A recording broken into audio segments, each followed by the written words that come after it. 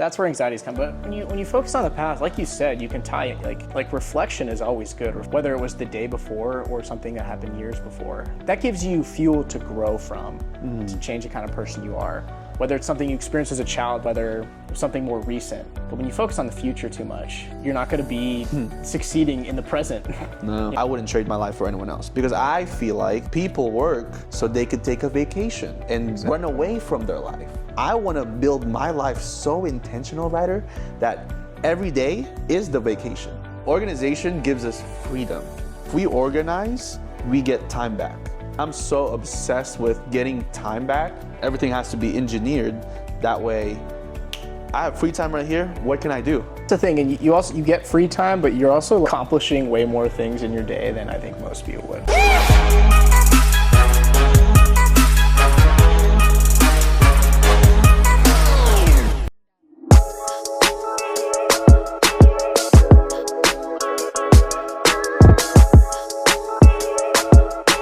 Welcome back to another episode of the Presence Podcast. Today, I am joined by my brother, Ryder Davidson. A long time coming. We finally got you on the pod. I'm stoked to see where the conversation goes. Okay. How deep things get. I like to start off with just kind of grounding. Like, okay, we're here. How was your Friday? Dude, it was good, man. It's pretty mellow. Been packing for my trip to Stanford. Okay. Going there for a month to do like a rotation there with their med school. Hit the gym. Yeah. Taking it easy. Yeah.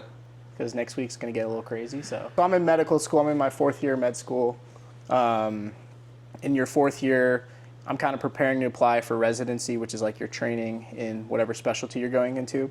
So during your 4th year, you can go on these, like, they're called sub-internships, where you go to different residencies for a month or a couple weeks, whatever it might be. So I'm going to Stanford for a month to like work with their department in the specialty that I'm going into. Dude, that's sick. So, yeah, it's cool, dude. That's so sick. Get to meet some new people, work at some new hospitals, get a little bit of exposure outside of Vegas. 30 days. I know. And like my place doesn't have a washer and dryer, so I'm like, I'm bringing a lot of clothes because like I don't want to have to do laundry. What's gonna be your schedule? Are you gonna be there all day, or are you gonna have? I don't really know. I'm gonna have to see how things go. I mean, that obviously depends on like what specialty you're doing. Like if I was going there to do a surgical specialty, I'd probably be working my life away for the month. But I'm going into a specialty called PM&R, which is physical medicine and rehab. So it's kind of a mix of like sports medicine and neurology a little bit, if I had to dumb it down. Ooh. A lot of people don't know what PM&R is. Yeah, sports medicine, neurology. Mm-hmm. So is that brain? Yeah, neurology is like brain. So I work with a lot of patients that have like traumatic brain injuries, strokes, things of that nature. The whole goal of PM&R, like the organ I work with is function. So I try to help patients become functional again. People that aren't walking well, aren't moving around well, and you kind of try to help them, whether it's after like a traumatic injury, whether it's something they were born with, whatever it might be, and you kind of try to help them rehab through the process. So that's the rehab side of PM&R. So when I say function, it's very broad. So I told you about the more extreme things like brain injuries and strokes, but physical can also be someone that has their shoulder hurts. They have a rotator cuff tear, and you're managing their pain and trying to get their range of motion back so that they can do whatever it is, whether they're an athlete, whether they're just trying to be functional enough to play with their kids, whatever it is. It's different for every patient, of course. But so you're going into a new school,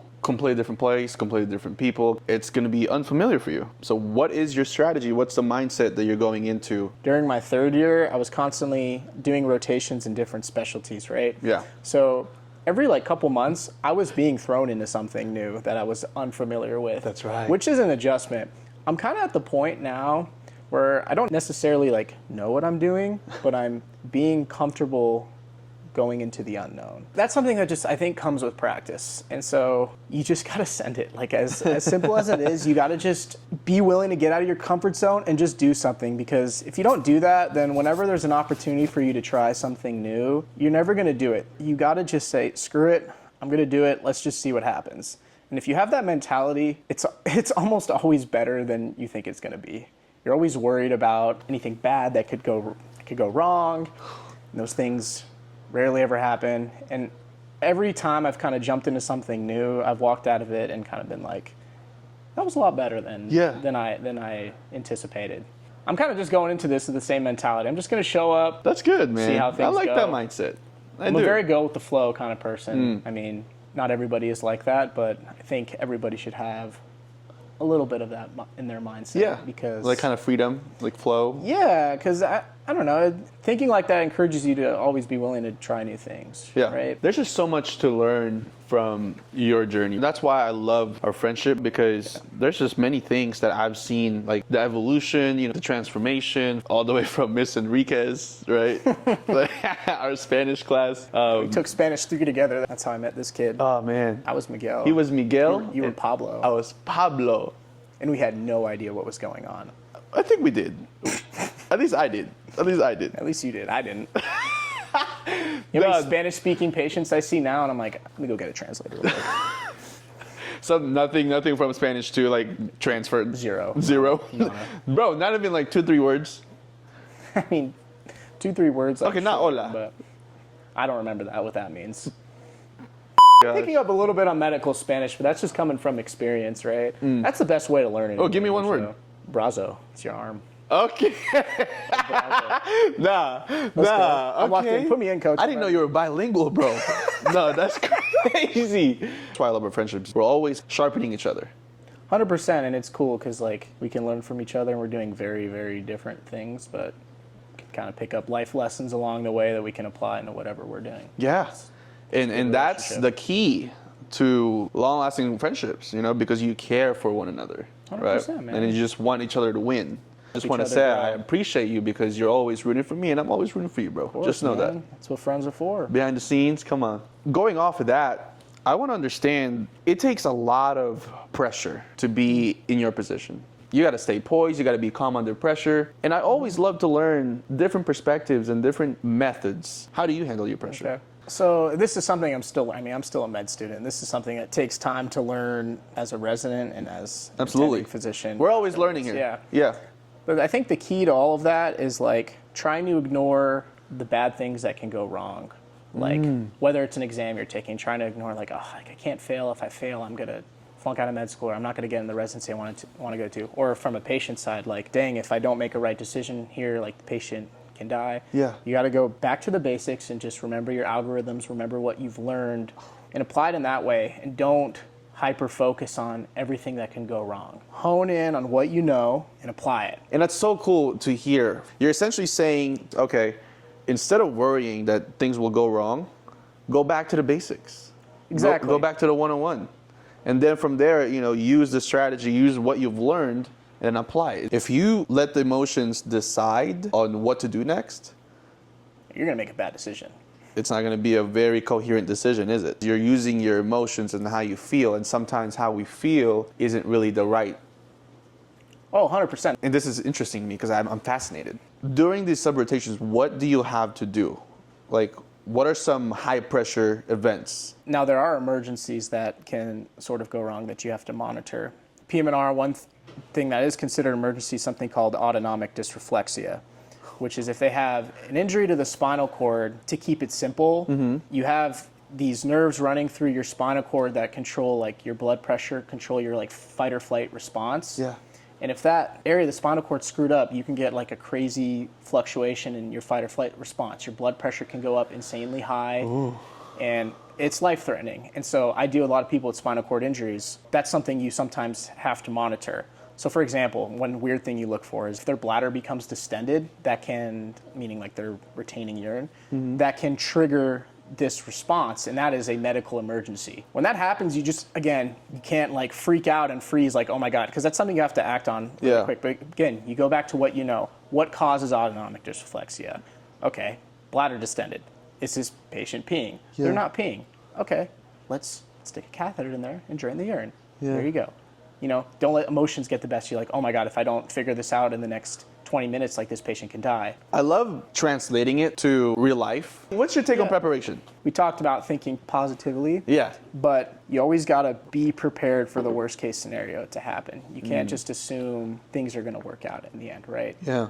For example, like I don't even want to think about this being a possibility, but like if I don't match into residency, hopefully that never happens. But It like won't. I got to think about what am I going to do if what turn am I going to make in my life? Like, how am I going to proceed with what's going on? But at the same time, like, you can't get too caught up in those things because then you're not living the present. Right? Woo!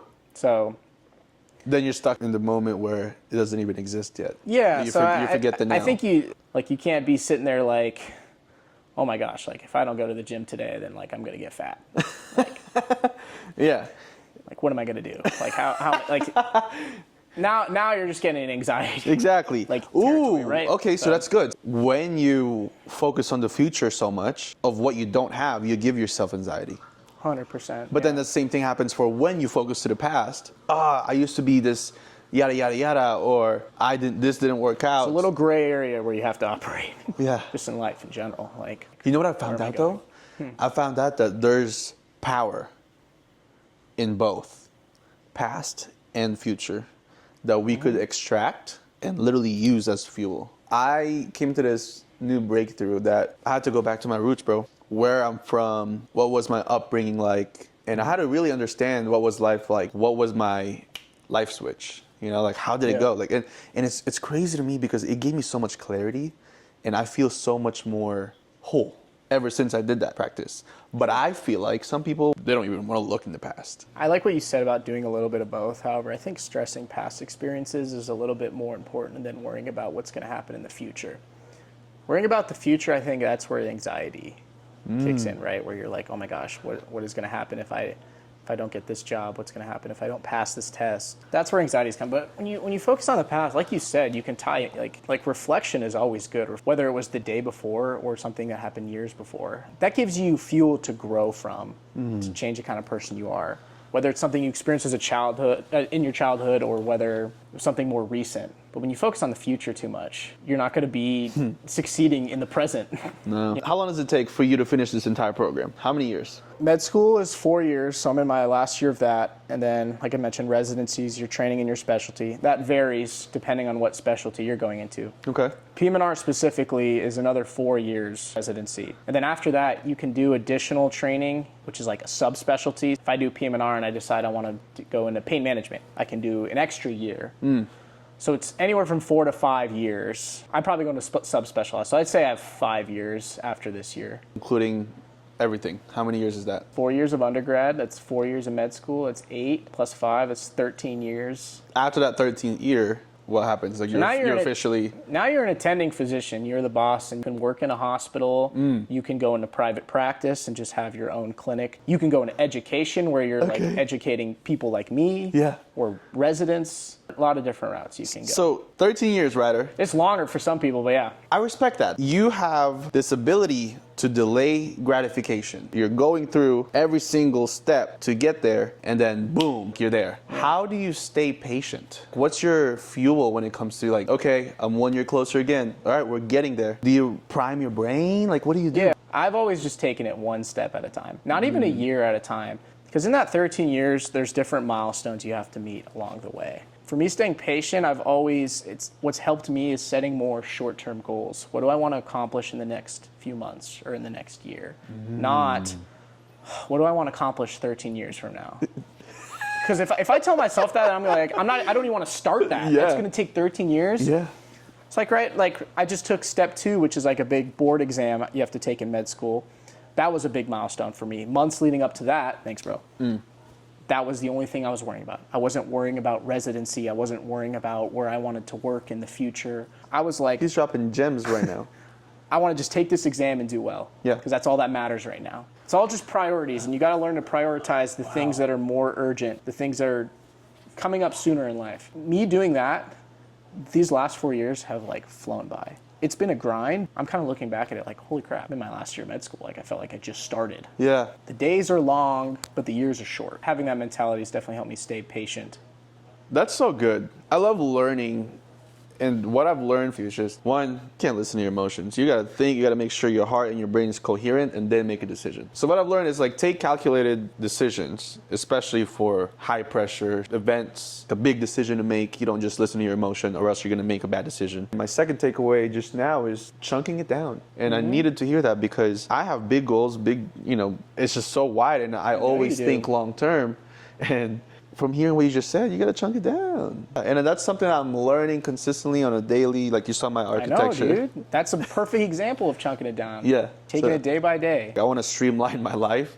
I'm so Yeah. business oriented now that I just like to optimize my life. I appreciate that. You gave me some new insights by sharing your perspective and your current experience. Man, you're gonna kill it, bro. I'm gonna be right by your side along this, however many years to sir. come. But I wanna flip the script. You know, maybe Sure. give you an opportunity to. Do you think I could provide as far as my experience or perspective? So, I mean, I talked about chunking it down. Like, you showed me your lifestyle architecture. Okay. That was way more intuitive than what I've done. So I'm curious about your level of organization and how you achieve that. I've done all this school, but I still feel pretty terribly unorganized. I mean, I try to write things down. Like, what sort of recommendation can you give to me to make every day in my life a little bit more productive? Initially, to make each day productive, you kind of have to zoom out on what would the ideal day should look like anyway. So for your schedule, my schedule can be completely different. Sure. Like for me, I have work during the day. I also have to fit my gym. I also have to fit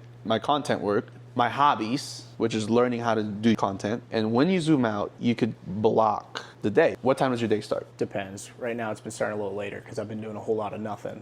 But Okay, when you start at Stanford. yeah, I mean, I'm going to probably be showing up for work at like 8, so I'm probably be waking up 6:30, 7, I'd say. Okay, and then you get home what time? I would say it's probably going to be around 5 for like a long day. That's a lot of being a med student is like sometimes you're going to have days where they dismiss you. Sometimes Yeah. things are busier and you don't. Let's just run with the 5. Let's just say I'm Okay. getting off at 5. Recommendation, time blocking. Sure. So use your calendar. My calendar is my baby. And I know, dude. That's something I need to do. because when you do that, you block 8 all the way to 5 p.m. and then, but let's just say you're working the entire time, then that means this entire time is blocked, but then this entire time is open. This is for you to go architect mode. What I would do, this is my only time because I've been at work, so I need to make sure this is planned out. Because the moment I don't plan this out and I get home from work and this is just open, what I would do, I would just end up floating. I would do one task, That's exactly what I do. and the next thing you know, you've taken up the entire half of that little block section. The next thing you know, you have 2 hours left before sleep. Yeah. So, That's smart. but experts do it a week prior. But let's just say you do it a night before and you plan the entire day. 5 p.m., 5 to 6, I'm going straight to the gym. Now you have 6 till 10 p.m. From 7 to this, I'm going to do some homework. Then since I did that focus time from 8 till 10, it's just me. I get to watch whatever I want. That's I nice. get to do, I could explore the city. Organization gives us freedom. If we organize, we get time back. I'm so obsessed with getting time back. Everything has to be engineered. That way, I have free time right here. What can I do? That's the thing, and you get free time, but you're also like accomplishing way more things in your day than I think most people would. That's what happens to me. I get home and I don't really have a plan, Yeah. and I just tell myself I want a gym, and then Yeah. I kind of sit around doing nothing for a little bit, and then I'm like, all right, now let's go to the gym. The next thing I come back and it's like 10, Yeah. and I'm like, It flies by. yeah, dude. And then I look back at it. I'm like, there was a good chunk of time where I was just doing nothing, where I could have been doing other things. Yeah. And I'd rather have free time at the end than like this free time that wasn't even supposed to be free time. See? So now that goes back to sacrifice. It's got a negative connotation for many people. I don't want to sacrifice this. In my perspective, I would rather sacrifice, get the things done now so that I can just play right here. It's delayed gratification, man. Like we were Exactly. just talking about. So- no, dude, that was great. Yeah? I'm gonna start doing that. Yeah, because especially when I go to Stanford, because I know like. I'm going to call you. I'm going to FaceTime you and be like, show me the calendar. What have you been up to, bro? You been productive? Like you said, I want to be able to explore and that kind of sort of thing. And you won't be able to Yeah. if you don't. If I don't do this, I'm gonna end up in this loop where I just work, gym, and that's it. Yeah. I'm like, that's not enough. Essentially, it's just a way to organize your time so that people can get time back to do the things that they love. You got to share that notion. I template got you, with me, bro. I got you. The one thing I want to ask you about, because I know like you're into journaling, and I don't really do that. Okay. Never really given that a shot. Okay. Not necessarily. This isn't necessarily about journaling, but like Yeah. more about like growth. And we were talking about growing from past experiences, whether it's things that happened in your childhood or whether it's things that happened yesterday. Okay. You know, what do you do to take those things that you've experienced and sort of bring them in to now to sort of grow from it and change the kind of person you are, whether it's your behaviors, whether it's The past. your goals. Yeah. Just Okay. reflection in general, I guess. If that makes sense.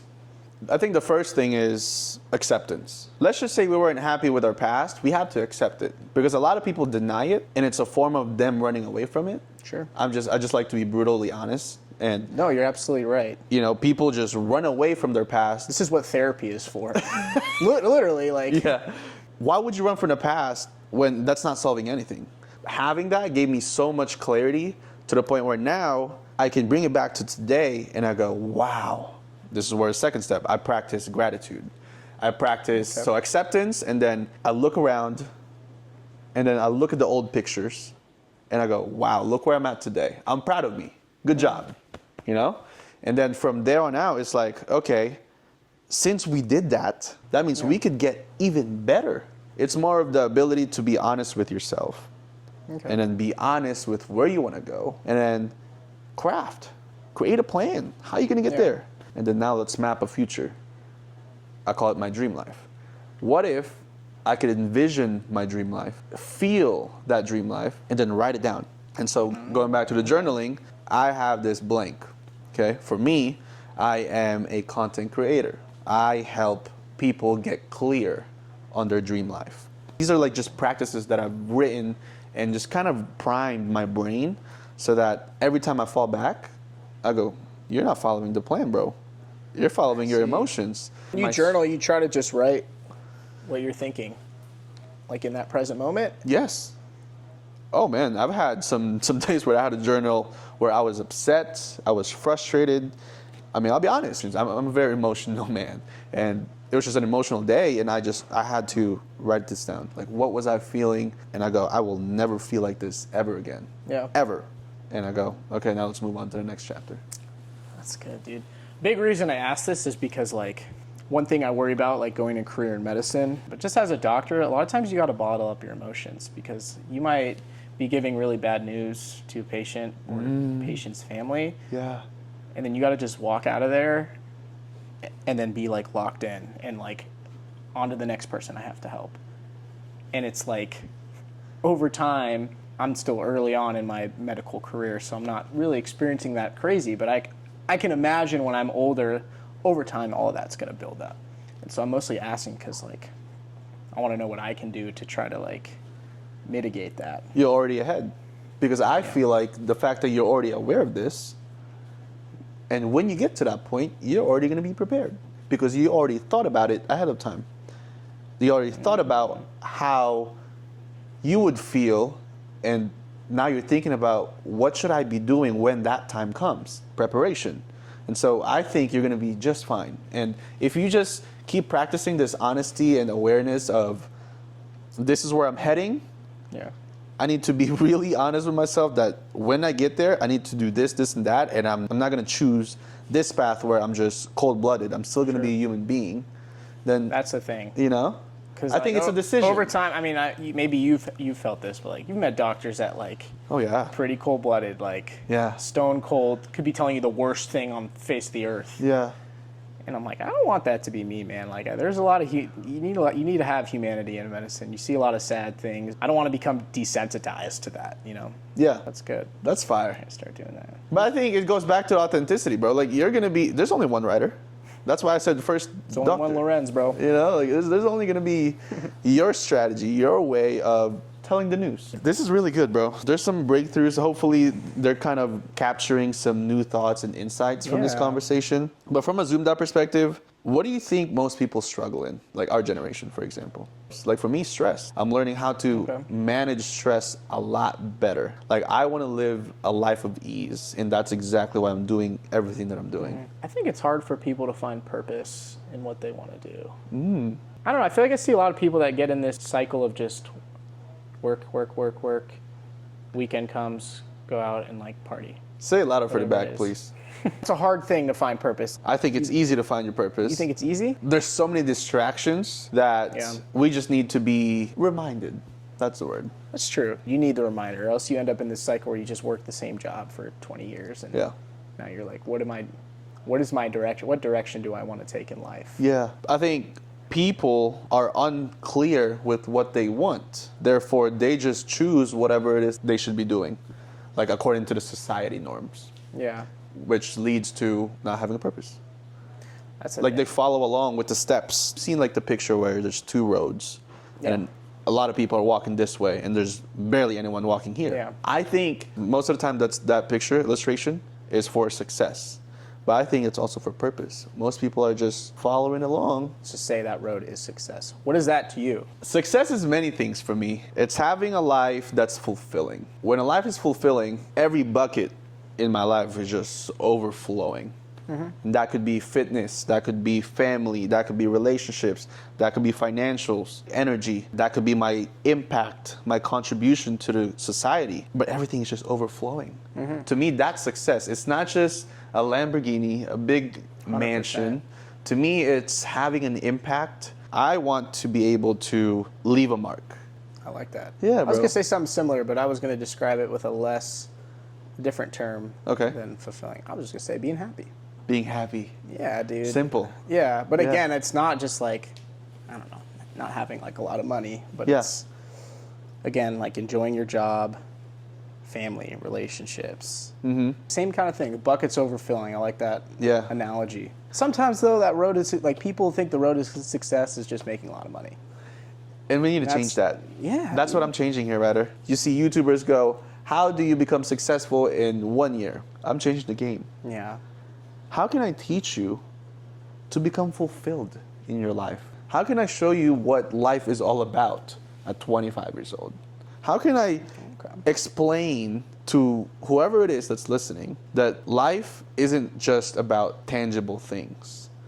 It's about how we actually feel and how we can actually shine a light on someone else's life. Like if I could change someone's life, now that's impact, that's legacy. I want to be able to teach people what's working for me that's making my life so fulfilling right now. I wouldn't trade my life for anyone else because I feel like people work so they could take a vacation and run away from their life. I want to build my life so intentional, Ryder, that every day is the vacation.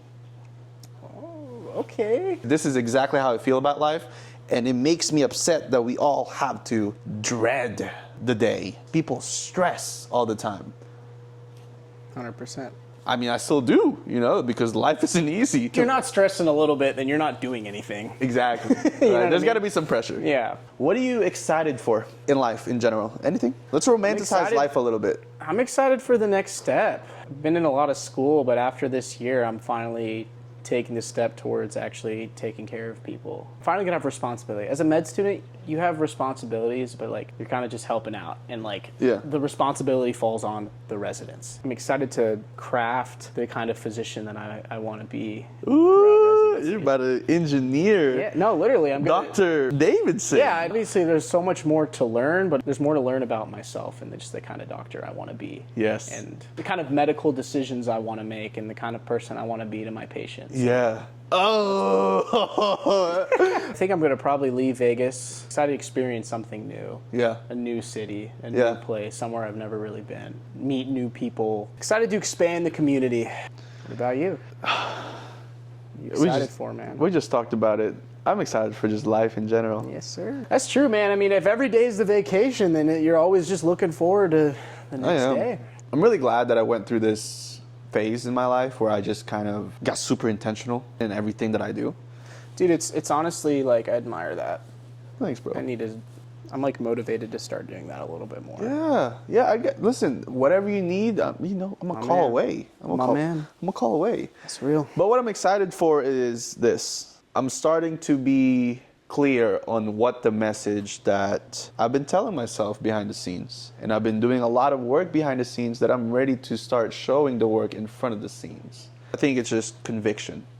I have found what it is that I want, what it is that I gotta do, and who I need to become. If I don't do the things that I promised myself, then I'm just gonna stay put. And so now I'm in the phase where like the rocket is on and we're in for a ride. Like now every year is gonna be amazing.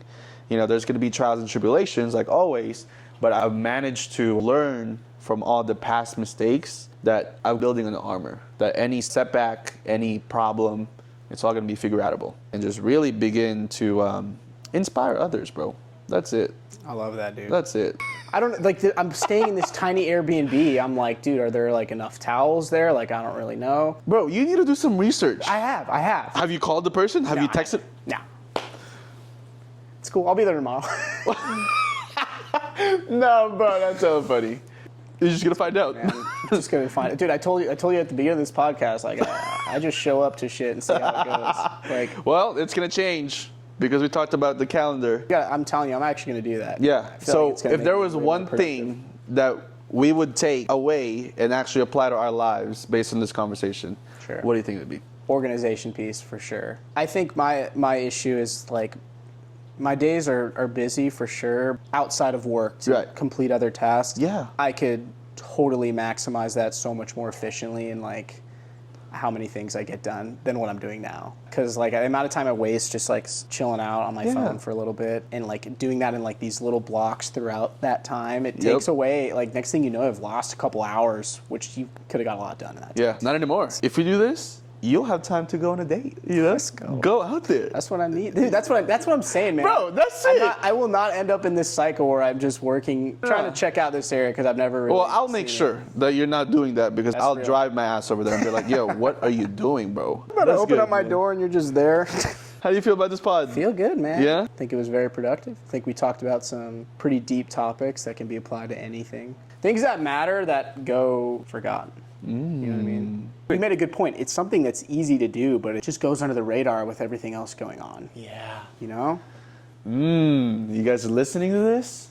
Hey, no, that's It does. That's you know, good. Everybody's busy, so it's like understandable, but it's, again, taking the time to think about what really matters to you and what you want to do.